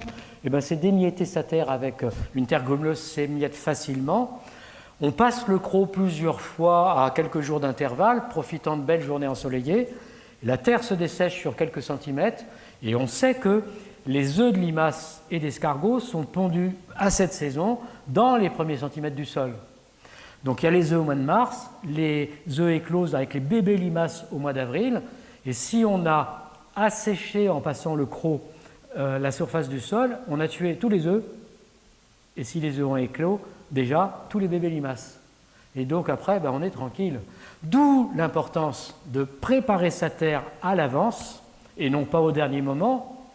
Et donc, le corollaire de tout ce que je vous ai dit, c'est finalement anticiper. Avoir toujours 15 jours, 3 semaines par rapport à ce qu'on doit faire, voire presque un mois. Je prépare ma terre pour l'oignon, l'échalote, qui est déjà mis, qui a déjà commencé à pousser, un mois avant. J'ai commencé à préparer la terre. Quand je vais rentrer là en Bretagne, je sais qu'il y a la deuxième partie des pommes de terre que je vais commencer. La terre est déjà prête.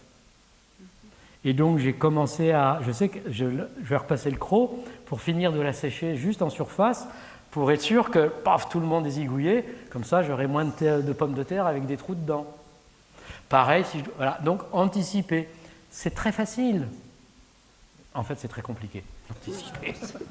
Parce que c'est une autre approche. Ça veut dire qu'on a déjà un peu d'expérience et on n'attend pas le dernier moment pour faire les choses, quoi.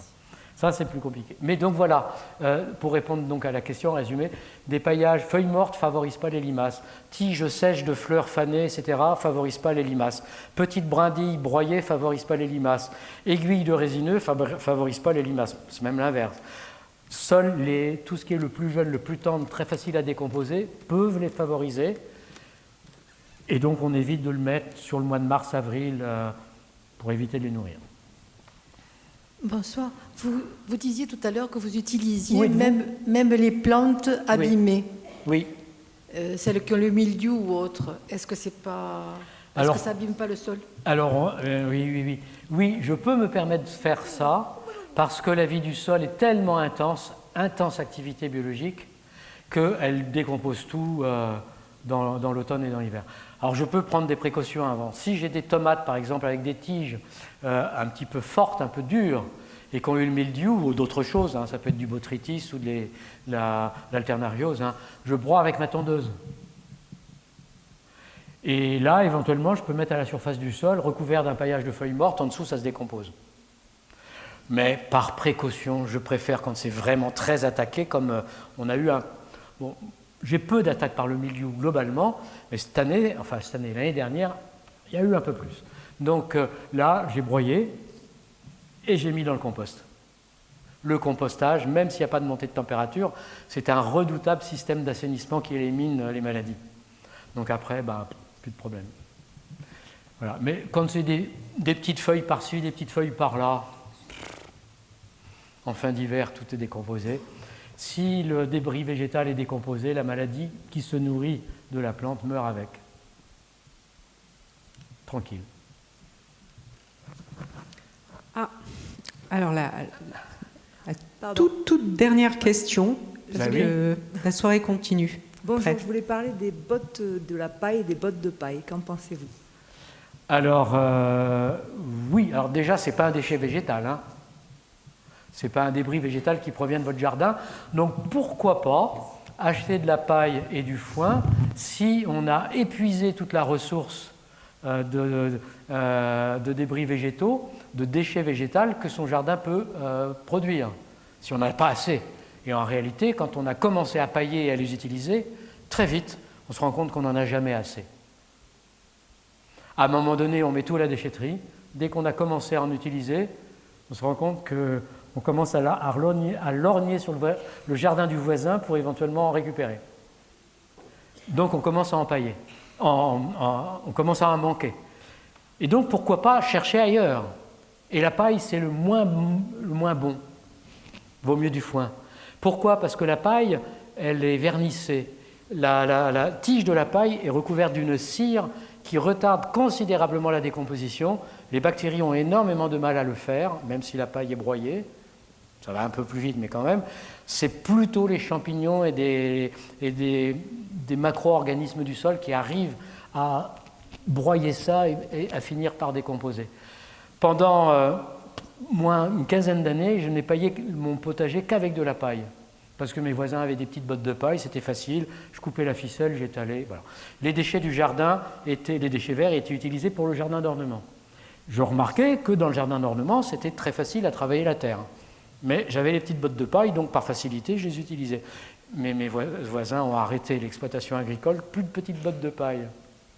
À la fin de l'hiver, quand j'utilisais les petites bottes de paille, la terre était quand même un petit peu consistante. Pas du flanc au pruneau comme avant, mais quand même, il fallait un peu taper dessus pour l'émietter.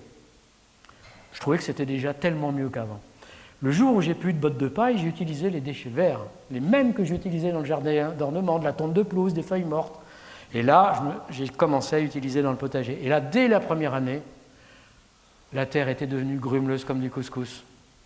Même plus besoin de taper dessus pour l'émietter, quoi.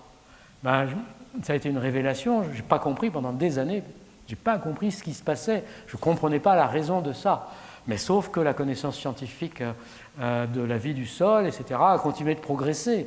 Et donc là, des choses qu'on mesurait mal à un moment donné, le rôle des cols bactériennes, on le savait un peu, mais on n'avait pas compris leur importance à ce point-là. Là, j'ai mieux compris. Donc la paille, je sais maintenant que c'est pas l'idéal pour protéger la terre pendant l'hiver, pour empêcher les herbes indésirables, pour empêcher le dessèchement, très bien. Mais pour nourrir la vie du sol, le foin, c'est vraiment mieux. Mais le foin apporte plein de graines. Voilà. Donc, pas de paille. Et d'abord, les débris végétaux du jardin. Eh bien, je crois que ce sera la conclusion. Hein. Merci beaucoup, Denis Pépin. Merci.